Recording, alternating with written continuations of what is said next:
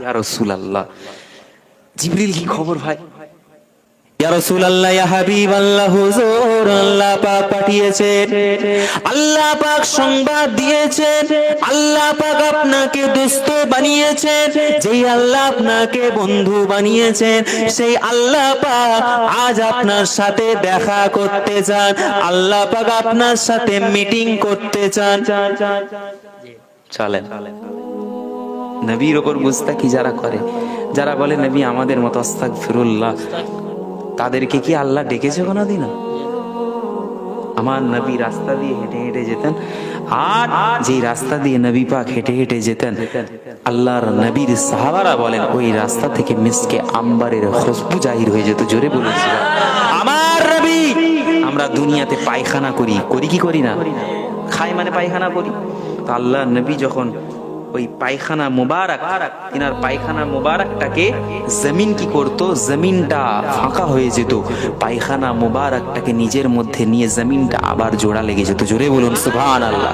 গাছপালা আমার নবীকে ছায়া করত, আমার নবীকে সাপ, জঙ্গলের সাপ এসে আমার নবীকে হাওয়া করত, আর ফেরেশতারা এসে আল্লাহর নবীকে দেখবে বলে বন জঙ্গলে লুকিয়ে থাকতো, আল্লাহর নবীকে সালাম দিত, মুলাকাত করত।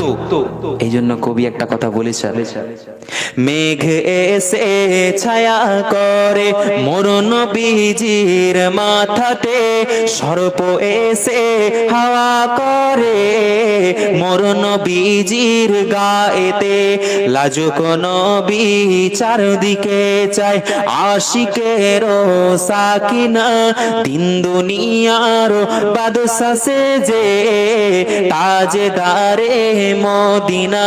তাই হালিমা তোর ঘরে আজ কে এসেছেন দেখো না, দিন দুনিয়ার বাদশা সেজে তাজদারে মদিনা।